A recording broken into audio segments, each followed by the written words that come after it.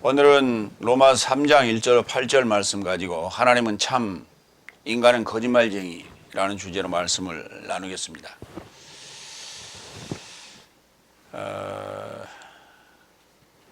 인간의 타락상에 이어서 이제 하나님과의 관계를 이제 설명하는 구체적인 상황으로 들어갑니다.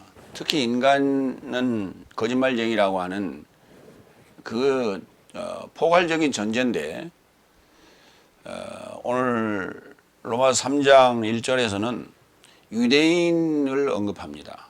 유대인의 우월한 것이 무엇이며 할례의 유용함이 무엇이냐로부터 시작합니다.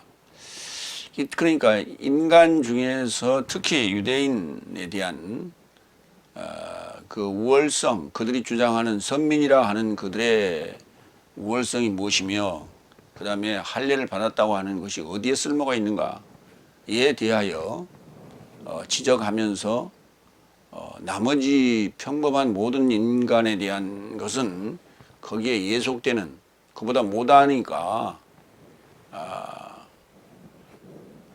거기에 포함된다 이렇게 이해를 하시고 들으셔야 합니다.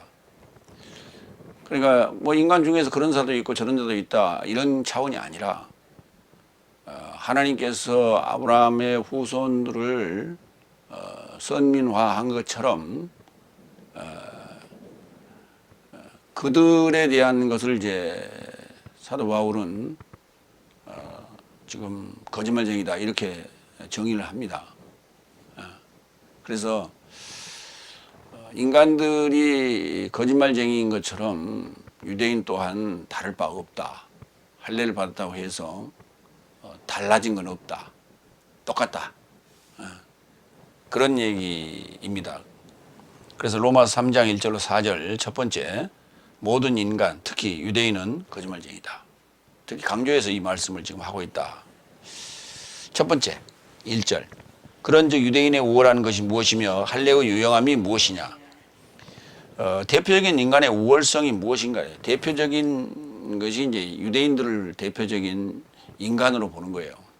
하나님께서 아브라함을 선택하시고 그 후손들에게 이제 복을 주시겠노라고 약속을 하셨기 때문에 그런데 그 대표적인 유대인의 우월성이 무엇이냐 그랬어요. 전도서 6장 7절로 12절을 좀 보겠습니다. 구약에서 언급한 이런 부분에 대한 것을 좀 살펴보도록 합니다. 좀 줄여요. 사람의 수고는 다 자기의 입을 위함이나 그 식욕은 채울 수 없느니라. 지혜자가 우매자보다 나은 것이 무엇이랴. 살아있는 자들 앞에서 행할 줄 아는 가난한 자에게는 무슨 유익이 있는가. 눈으로 보는 것이 마음으로 공상하는 것보다 나으나 이것도 헛되어 바람을 잡는 것이로다.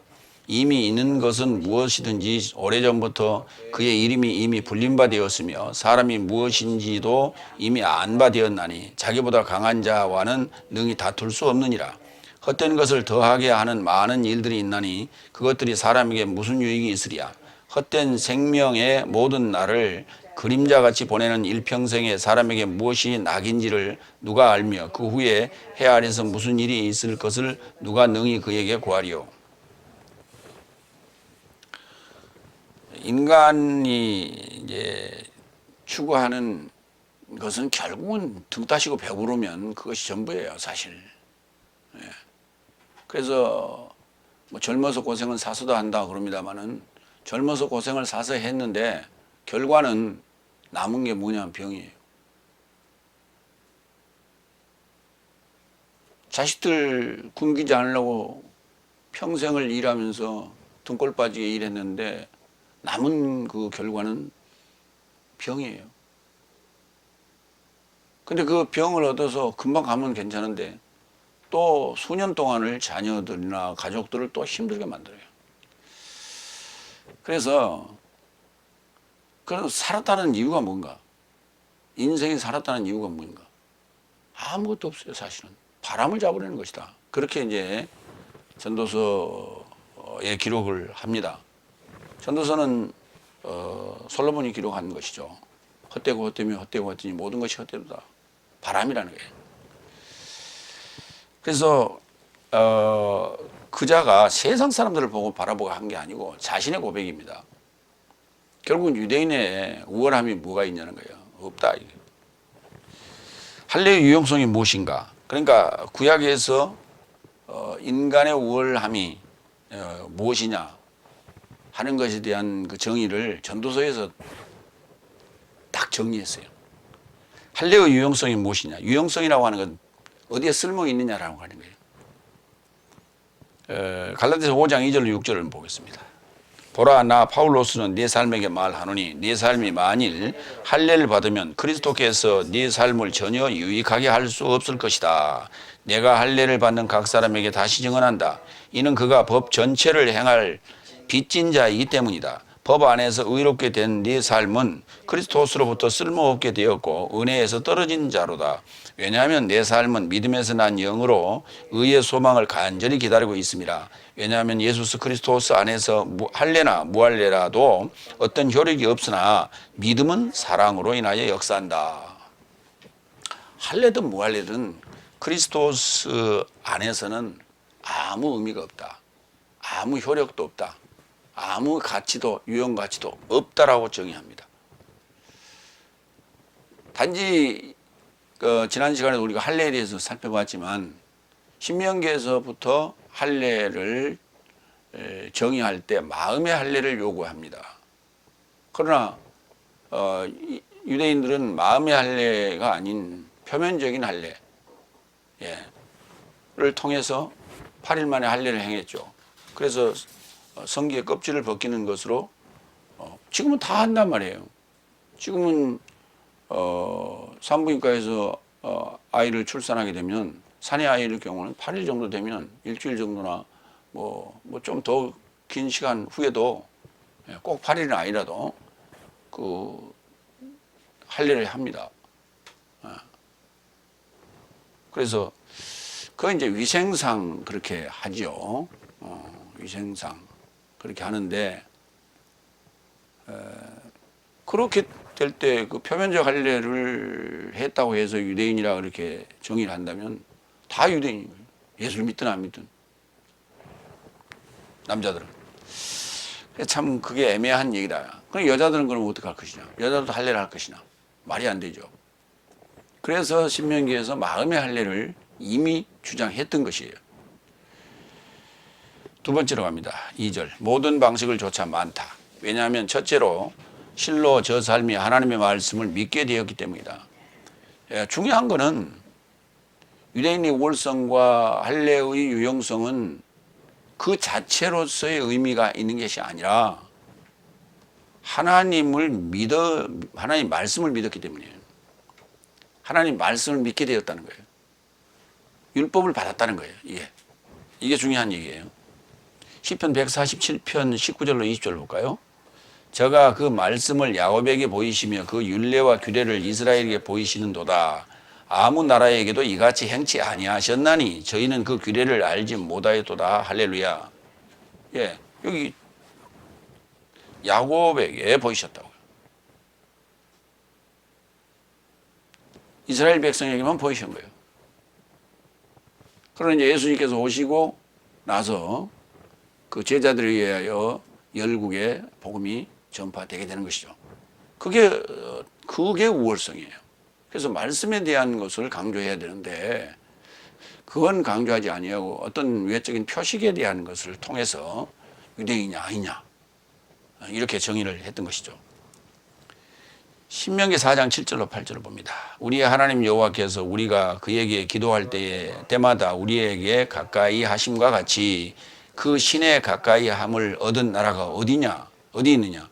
오늘 내가 너희에게 선포하는 이 율법과 같이 그 규례와 법도가 공의로운 큰 나라가 어디 있느냐? 그렇죠.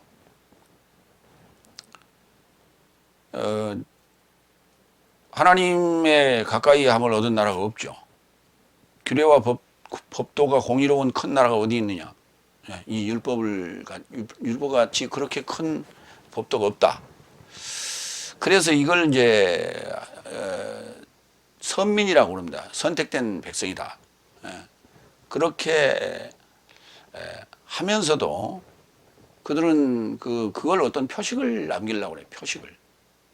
그래서 그 표식이 이제 소위 외형적인 요소인데 그 외형적인 형식이나 요소가 결국은 주가 돼 버리는 거예요. 예. 그래서 주객이 전도돼 버리는 상황이 돼요.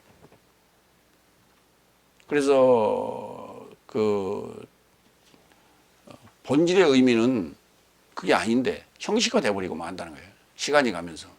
그래서 형식을 중요히 여기다 보면 본질이 없어져 버린다. 그래서 주객이 바뀌는 그런 상황을 지금 얘기하고 있다. 그래서 지금 현재 우리 다섯째 날의 상황이 그 형식을 중요하게 여기는 그런 상황입니다. 그래서 그 다섯째 날을 우리는 유대인이라고 지금 보는 거예요. 세 번째, 3절. 왜냐하면 어떤 삶이 믿지 않았으면 어쨌을까? 저 삶의 불신이 하나님의 믿음을 무효화하지 않겠느냐. 자, 이 3절 우리 개역성경 한번 보세요. 어떤 자들이 믿지 아니하였으면 어찌하리요? 그 믿지 아니함이 하나님의 믿부심을 패하겠느냐? 그랬죠.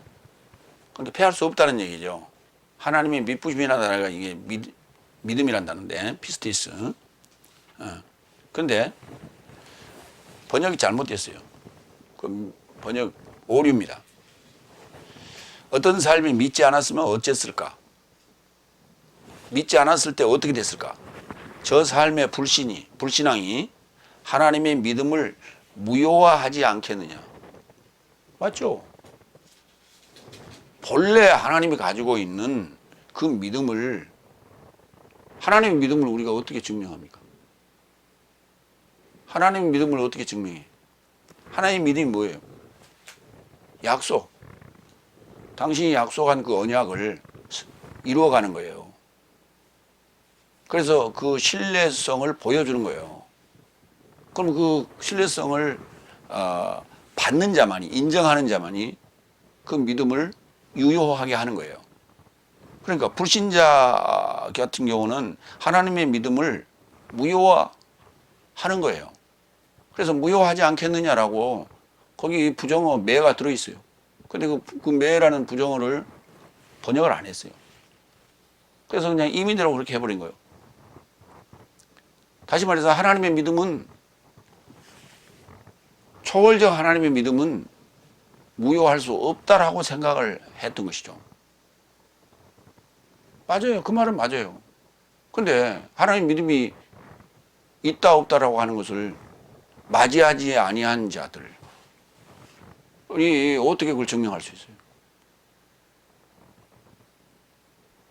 말이 안 되죠. 그러니까 불신이라고 하는 자체는 하나님 믿음을 무효화하는데, 그게 뭐냐면 예수님이 하나님 믿음 아니에요. 하나님 믿고 보낸 자래요. 그런데 예수님을 거부했잖아요. 그러면 그들의 불신앙이 하나님의 믿음을 무효화시키고 있는 거예요, 지금. 무력화시키고 있는 거라고. 무력화시키고 있다. 다니엘서 8장 8절로 12절 볼까요?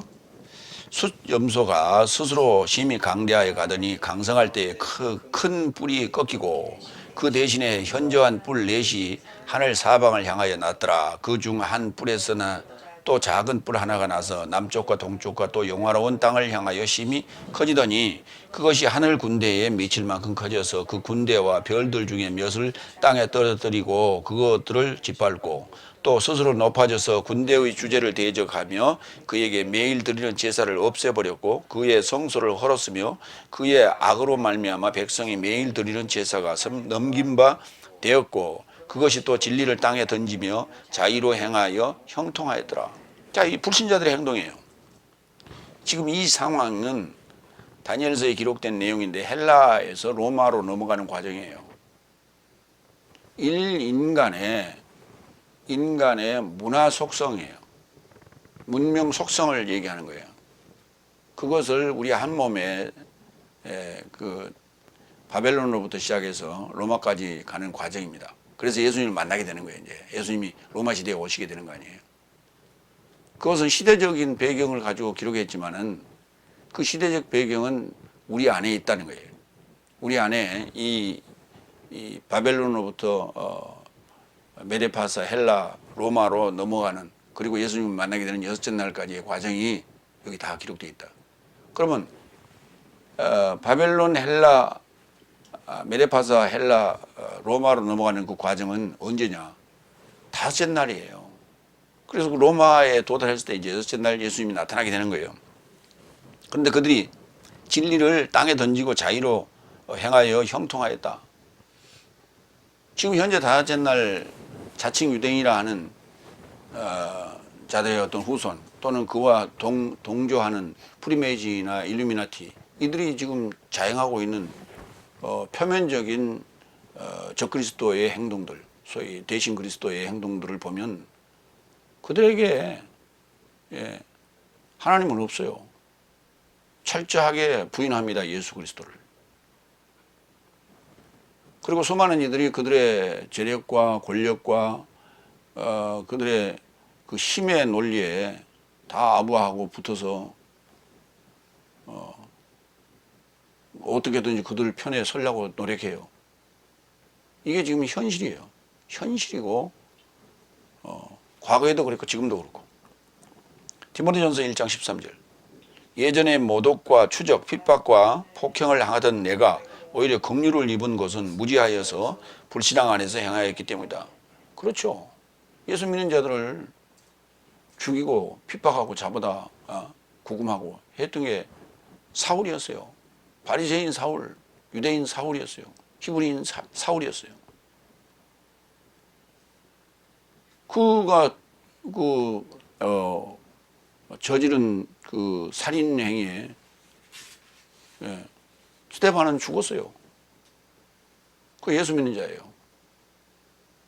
신앙, 그의 가지고 있는 신앙도 이렇게 신앙 자체를 빼앗을 수는 없지만은 표면적으로는 무력화시켰어요. 보이지 않게 만들었다고. 이게 불신앙의 결과입니다. 아주 하나님의 믿음도 무력화할 수 있는 엄청난 힘을 가지고 있다. 그러면 본인에게는 말할 것도 없지만 이웃에게까지, 다른 사람에게까지 영향을 미친다는 거예요. 네 번째, 4절. 그것이 발생하지 않기를 바란다. 이게 소원법으로 되어 있기 때문에 바란다 이렇게 썼어요. 그래서 하나님은 참되시나 모든 인간은 거짓말쟁이다. 기록된 것 같이 아무튼 당신의 말씀 삶 안에서 당신이 의롭다함을 받고자, 그리고 당신을 판결받을 것 안에서 당신이 이기려 합니다. 하나님은 친히 언약하셨고 그 언약을 이루시는 데 있어서 당신이 친히 의롭다함을 받고자, 그리고 당신이 친히 판결받음으로 말미암아 이기려 하는 거예요. 그 사건이 뭐냐? 바로 예수님으로 오셔서 십자가 사건을 통해서 죽으시고 부활하시는 사건이 이 사건이에요. 친히 하신다는 거예요. 이걸. 그러면 이제 하나님은 참되시고 인간은 거짓말쟁이다. 오늘 이제 본문의 핵심인데요. 설교의 핵심인데 이제 몇 가지 좀 살펴보겠습니다. 신명기 32장 4절 5절. 그는 반석이시니 그가 하신 일이 완전하고 그의 모든 길이 정의롭고 진실하고 거짓이 없으신 하나님이시니 공의로우시고 바르시도다. 거짓이 없으시다.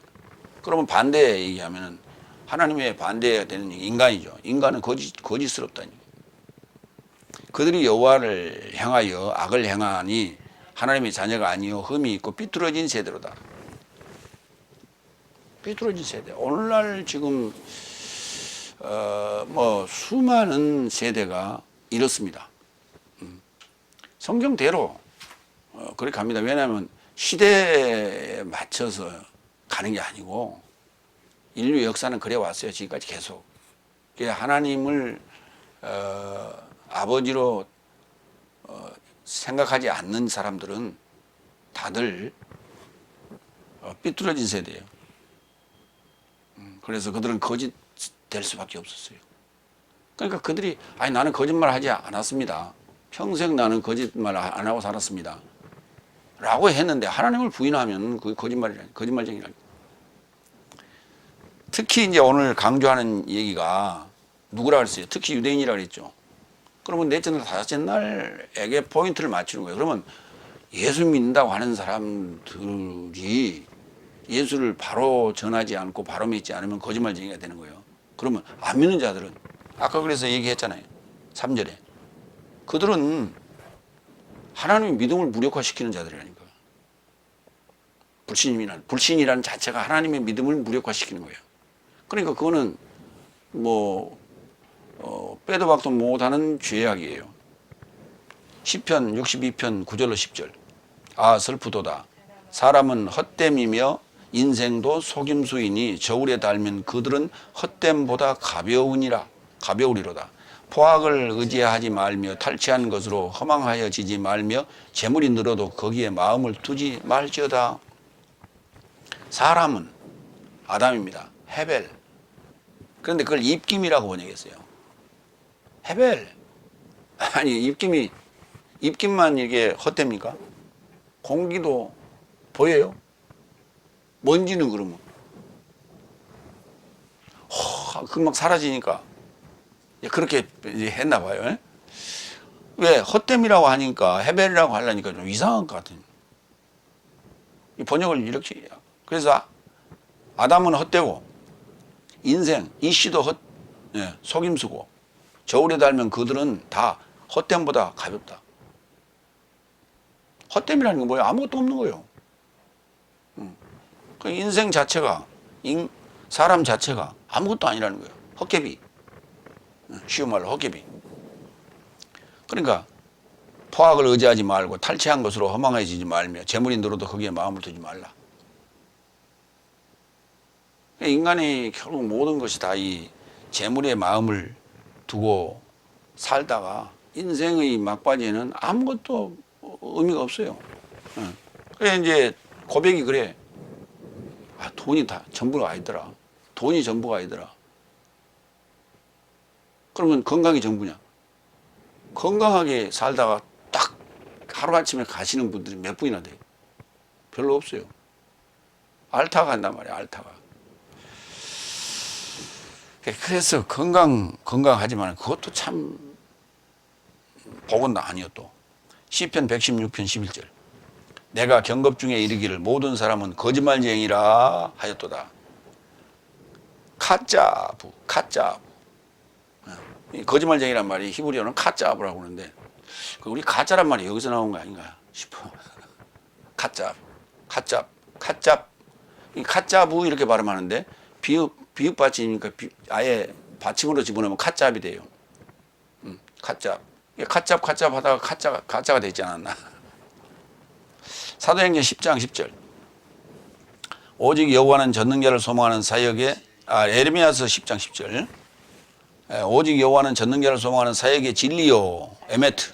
사실은 전능자를 소망하는 사역이시요 영원한 왕이시라. 그 진노하심에 땅이 진동하며 그 분노하심을 열방이 능히 당치 못하느니라. 여호와는 진리예요. 소망하시는 사역이 영원한 왕이다. 하나님은 아까 참되시다 그랬죠. 진리가 참된 것이죠. 참되단 말이 진리란 말이에요. 우리말로는 참되다. 한문으로는 진리 이렇게 되는 거예요. 에메트. 히브리어는.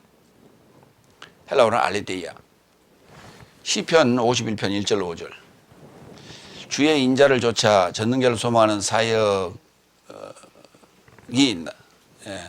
나를 긍휼히 여기시며 사역으로 나를 긍휼히 의욕으로 집어넣으세요.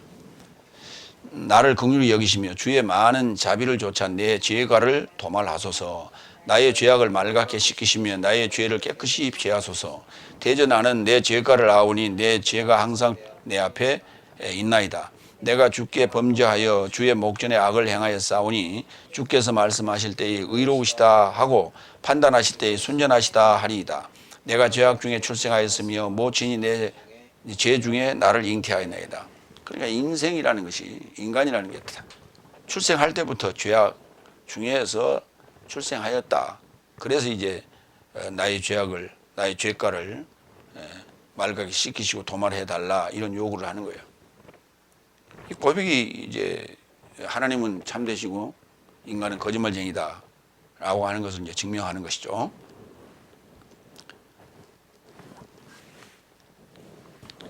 요한복음 3장 33절로 36절 보겠습니다. 그의 증거를 취한 자는 하나님이 참되신 분이라는 것을 그가 인쳤다. 인쳤다는 말은 인정했다는 거예요. 도장 찍었다 그 말이에요. 그의 증거를 취한 자는 하나님이 참되신 분이라는 것을 그가 도장 찍었다. 인쳤다. 왜냐하면 하나님이 그를 파견하여서 하나님의 해설 삶을 전한다. 왜냐하면 측량해서 아니라 하나님이 영을 주신다. 그 측량한다는 얘기는 우리를 지금 잰다는 얘기예요. 판결하시고 테스트하고 그런 개념인데 그게 아니라 하나님의 해설 삶을 우리에게 전한다는 얘기는 하나님이 영을 주신다는 얘기예요. 아버지는 아들을 사랑하여 모든 삶을 그의 손 안에 주신 것이다. 아들에 이르고자 믿는 자는 내세적 생명을 가진다. 그러나 아들로 납득하지 못하는 자는 생명을 보지 못할 것이다. 오히려 하나님의 진노가 그를 접해 머문다. 그렇죠. 그가 참되시고 진리인 것은 그의 말씀이 그대로 이루어지기 때문이에요. 하나님의 언약이 그대로 이루어지기 때문에 진리라는 거예요. 하나도 변개하거나 변하지 않기 때문에 진리라는 거예요. 그래서 친히 오셔서 당신의 의로움을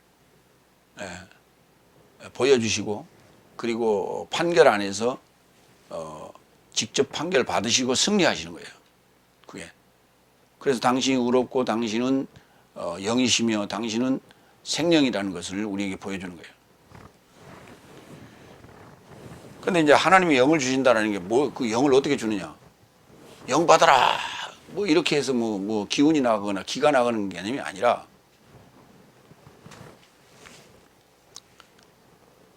영을 주신다는 것은 바로 해설 삶을 전한다는 거예요.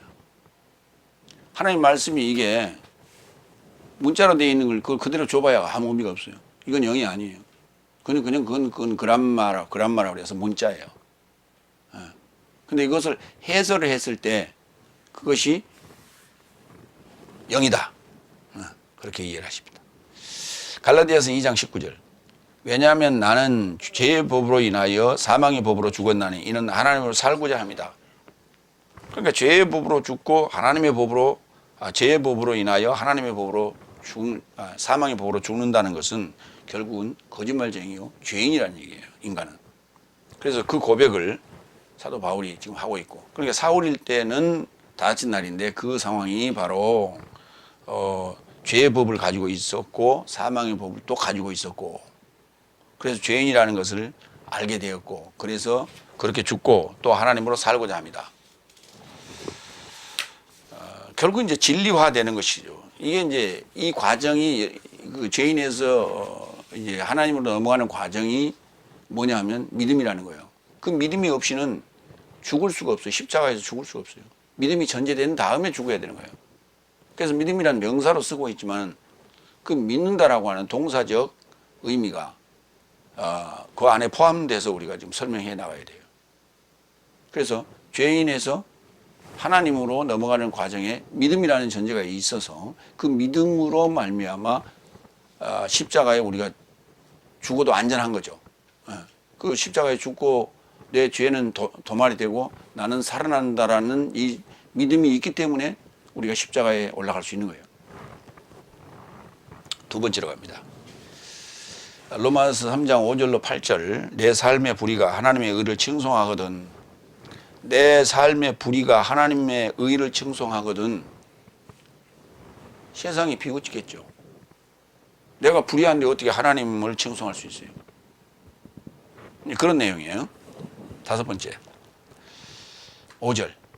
그러나 내 삶의 불의가 하나님의 의를 칭송하거든. 내 삶이 무엇이라 말하겠는가?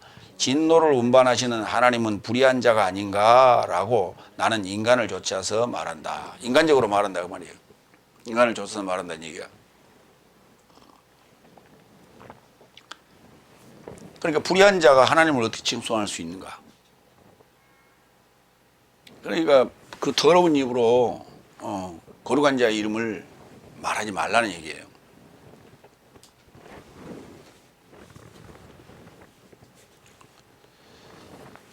요한일서 2장 21절로 23절을 볼까요? 내가 네 삶에게 진리를 알아보지 못하게 새기지 않았으며 오히려 네 삶이 그것을 알아보았다는 것을 새긴 것이요 모든 거짓은 진리에서 나지 않았다는 것을 새긴 것이다. 그리스도스가 예수스가 아니라는 것을 부인하는 자가 아니면 누가 거짓말하는 자이냐. 아버지와 아들을 부인하는 이자가 대신 그리스도스이다. 아들을 부인하는 자는 모두 아버지를 갖지도 못하고 아들을 동의하는 자는 아버지도 가졌다. 예. 모든 거짓은 진리에서 나지 않았다는 것이에요. 그러니까 거짓되거나 불의한 자 입에서는 결코 진리를 말할 수 없다는 거예요. 성경은 진리 아니냐? 나는 불의한 자이지만 성경을 말할 때는 나는 진리를 말한다. 그렇게 말할 수 있어요. 예.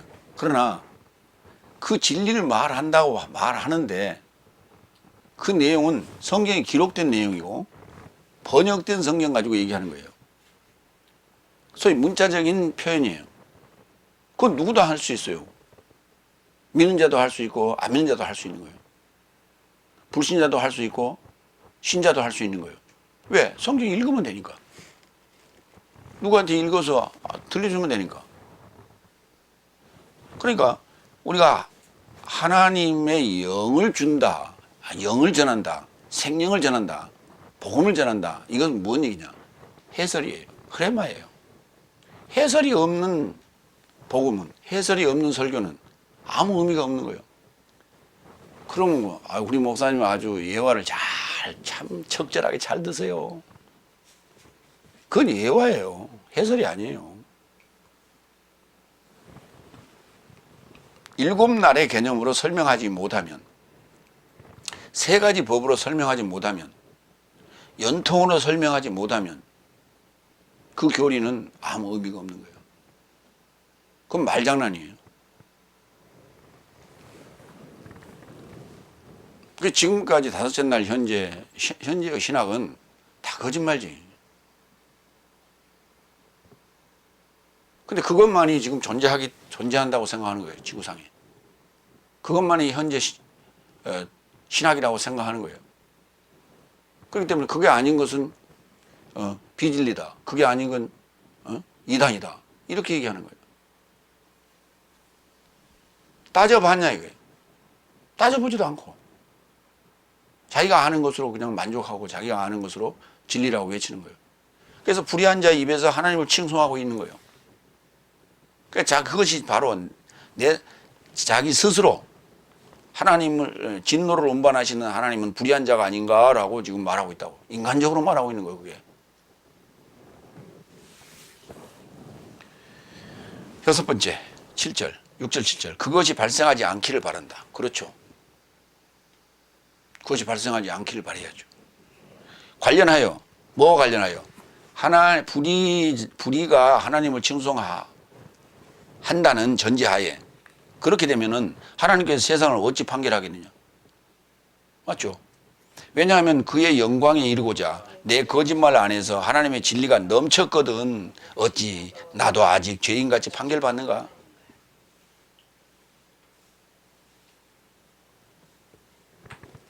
불의한 자가 하나님을 칭송하고 불의한 자가 하나님의 영광에 이르고자 내 거짓말 안에서 하나님의 진리가 넘치고 있는데 왜 아직도 죄인같이 나는 판결받는가? 아니 누가 판결했다고?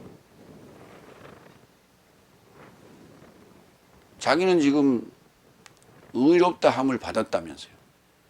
뭘로 말미암아? 예수의 피로 말미암아. 예수 십자가 보혈의 피로 말미암아. 예수님께서 인침으로 말미암아. 자기는 구원을 얻었대요. 그러면서도 늘 기도할 때마다 주여 죄인으로소이다 그런다고. 그 죄인으로소이다 자체가 지금 판결이에요. 죄인으로소이다 그 자체가 정죄라고. 정죄란 단어나 판결이라는 단어나 같은 어원에서 왔어요. 크리노가 판결하다예요. 카타크리노가 정죄예요. 그게 같은 말이에요, 결국은.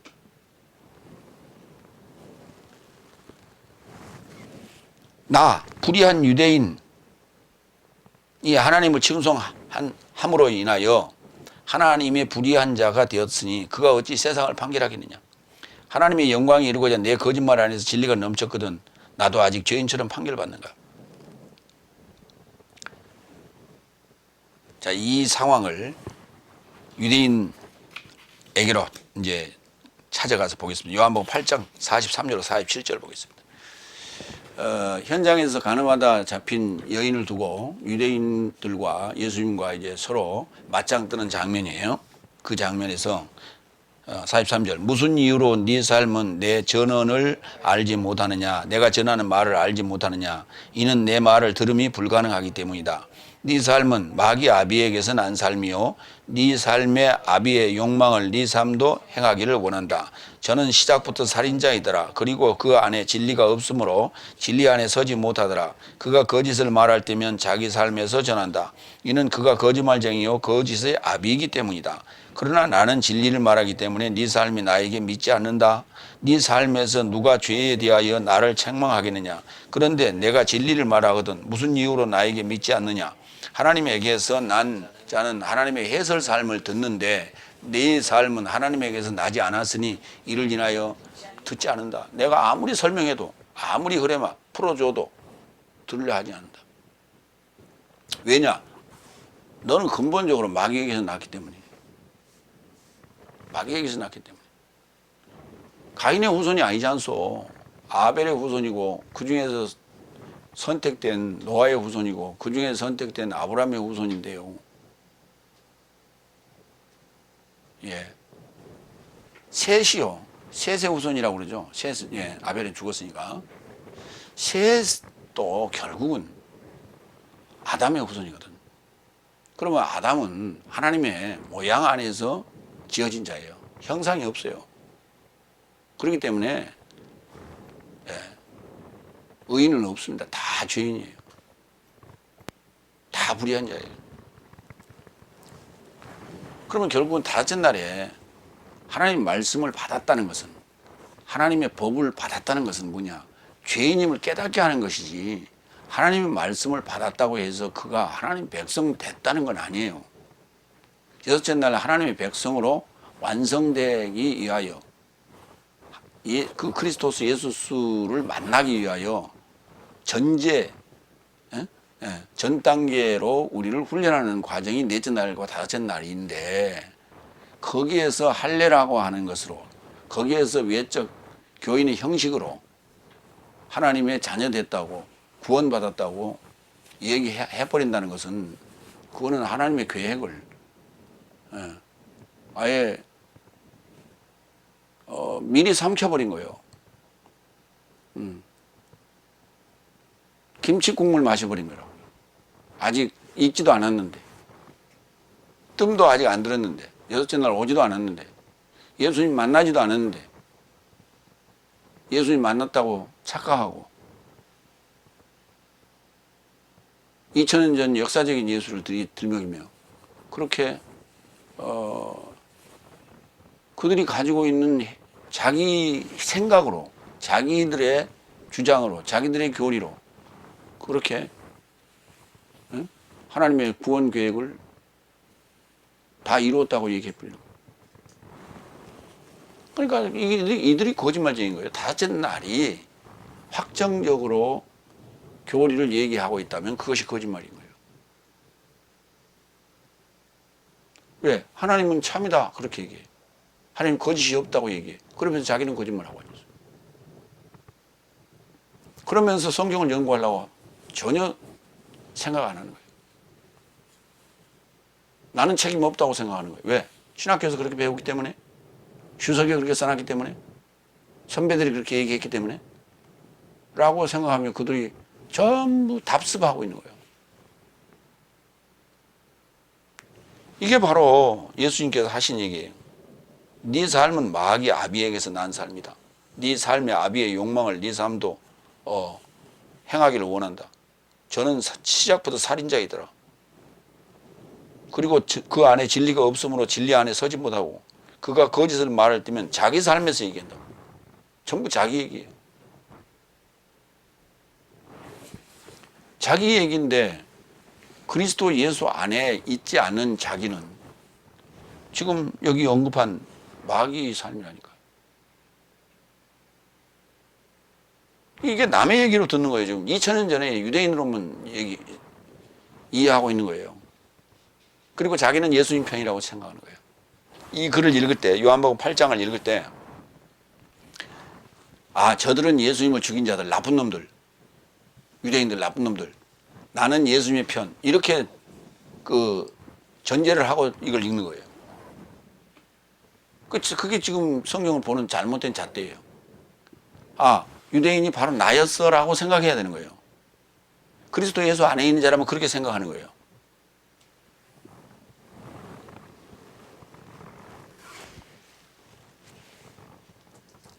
요한일서 4장 2절로 3절을 볼까요? 그러면 하나님은 참이고 인간은 거짓말쟁이다 라고 하는 이거를 어떻게 그러면 하나님의 사람과 거짓말쟁이인 인간을 어떻게 구별할 것이냐고 하는 거예요. 표면적인 구별은 교회 다니는 자, 교회 안 다니는 자, 예수 믿는 자, 믿지 않는 자 이렇게 구분이 됩니다. 그런데 제가 오늘 전제를 깔기를 다섯째 날이요 현 유대인이요 하나님 말씀을 받은 자라고 그랬죠. 그리고 하나님 말씀을 믿는 자라고 제가 얘기했어요. 그렇다면 그 중에서 어떻게 하나님의 사람과 인간을 구별해낼 것이냐. 요한일서 4장 2절 3절에 거기 정확하게 써놨어요. 이것 안에서 하나님의 영을 알지니 육체 안에 오신 예수 그리스도스를 동의하는 모든 영은 하나님에게서 나온 것이다. 그러나 육체 안에 오신 예수 그리스도스를 동의하지 않는 모든 영은 하나님에게서 나온 것이 아니다. 이것이 또한 대신 그리스도스의 영이다. 그가 온다는 것을 내 삶에 들었는데 지금 세상 안에 벌써 있다. 적그리스도가 지금 있다. 적그리스도가 아니에요. 대신 그리스도예요. 그러니까 그리스도스 구세주 대신 노릇을 하는 거예요. 대역을 하는 거예요. 그게 뭐냐면 육체 안에 오신 예수스를 동의하지 않는 거예요. 육체로 오신 예수스가 아니라 육체 안에 오신 예수스를 동의하느냐 안 하느냐예요. 육체로 오신 예수스는 믿는 자들도 안 믿는 자들도 다 알고 있어요. 2000년 전에 예수님이 오셨다. 예. 그거 다 알고 있어요. 오늘 무슨 날이지? 12월 25일 성탄절. 성탄절이 뭔데? 아, 예수님 탄생하신 날. 세상 사람들 다 알아요. 그런데 성경은 역사적인 예수의 탄생을 얘기하는 게 아니라 육체 안에 오신 예수 그리스도스예요. 이걸 동의해야 돼. 그러니까 육체 안에 오신 예수 그리스도스는 현재적인 얘기고 육체로 오신 예수는 2000년 전 얘기고 이렇게 구분되는 거예요. 그러니까 육체로 오신 예수를 동의하는 자들은 다 거짓말쟁이에요. 육체 안에 오신 예수 그리스도를 동의하는 자라야 하나님의 사람이에요. 하나님에게서 난 자예요. 이렇게 구분이 되는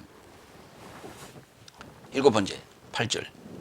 그리고 또한 어떤 삶이 내 삶을 말하기를 선한 삶이 오게 하려고 악한 삶을 행한다고 단언하는 것 같이 내 삶도 모독을 당하는 것 같지 않겠느냐. 저 삶의 판결은 공정하다 그랬어요.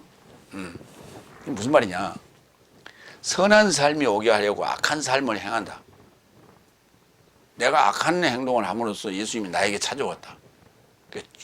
죄인 중에 괴수인 나에게 찾아왔다. 그렇게 단언하는 것 같이 내 삶도 모독을 당하는 것 같지 않아요? 그게 잘 모독하는 거거든요. 그게. 간증을 할 때 되게 그렇게 많이 해요. 그렇게 하는데 내 삶도 모독을 당하는 것 같지 않겠느냐. 저 삶의 판결이 공정하다 그랬어요.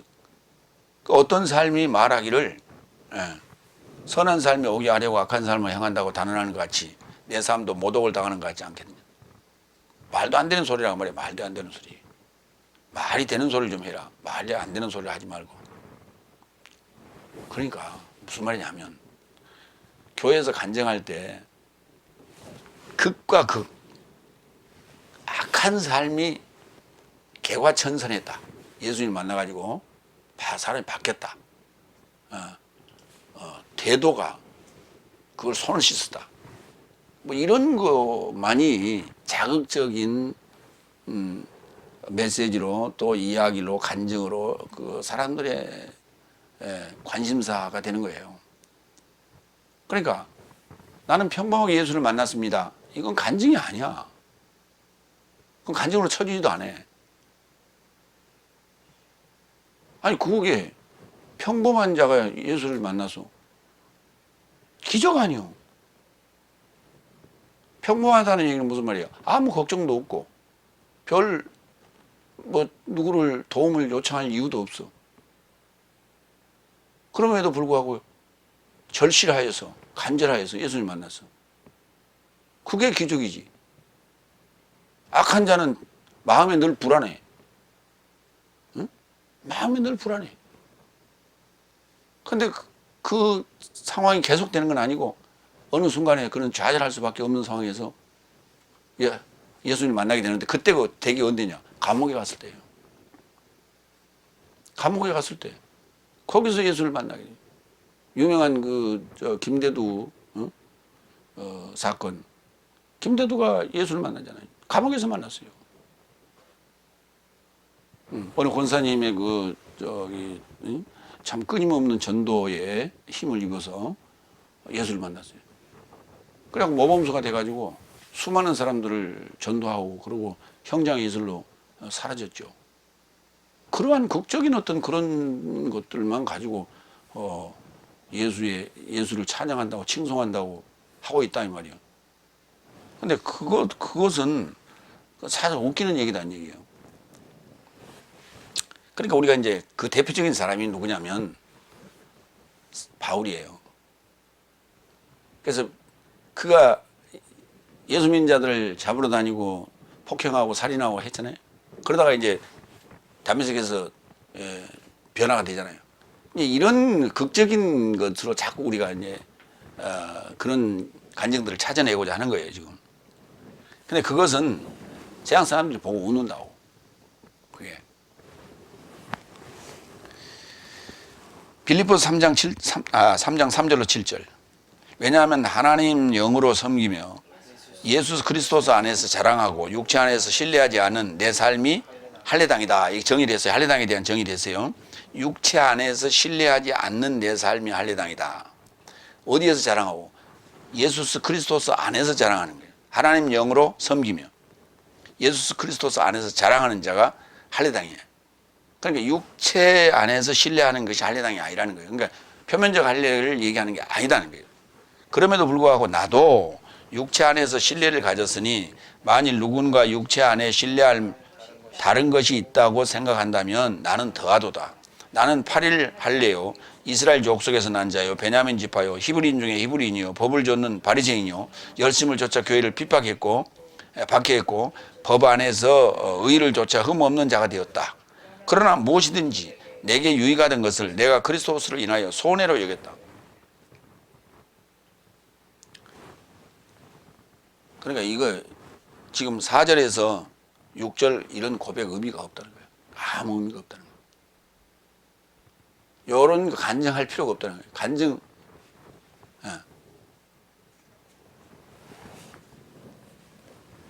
그러니까 현재의 누구나 다 똑같다는 거예요. 다섯째 날 거쳐서 여섯째 날 들어오는 거니까. 그렇기 때문에 지금 현재 예수를 만난 그 고백을 해라. 그게 신앙 고백이다. 자, 지금 마태, 마가, 누가, 요한복음에 보세요. 그 저자가 마태, 마가, 누가, 요한인데 그들이 자기가 옛날에 예수 만나기 전에 뭘 어떻게 했고 나쁜 짓을 했고 이런 거 써놓는 게 있어요, 없어요? 없잖아요. 그게 자기들의 지금 신앙 고백인데. 바울은 구구절절히 그런 얘기 저런 얘기 다 했어요. 지금 빌립보서에 이런 얘기를 했잖아요. 왜 했을까? 육체의 잘난 것을 가지고 자꾸 교회에서 도토리 키재기 하고 뭐 하기 때문에 그래서 얘기한 거예요. 나 족보 있는 사람이야. 옛날부터. 그래서 입 닫아라. 내 앞에서. 라고 한 얘기일 뿐이에요. 마무리합니다. 하나님은 진리를 말하며 친히 오셔서 공의를 행하시고 죄를 판결하시어 하나님으로 부활하심으로 승리하셨으니 예수 그리스도를 거부하며 정죄하며 판결하여 십자가에 못 박기까지 했던 다섯째 날 유대인의 선민의 자긍심은 육체 안에 오신 예수 그리스도를 동의하지 않은 대신 그리스도였습니다. 모든 말이 거짓말쟁이 삶인 것을 연통의 복음의 해설로 판결하고자 합니다. 이게 결론입니다. 아멘. 기도하겠습니다.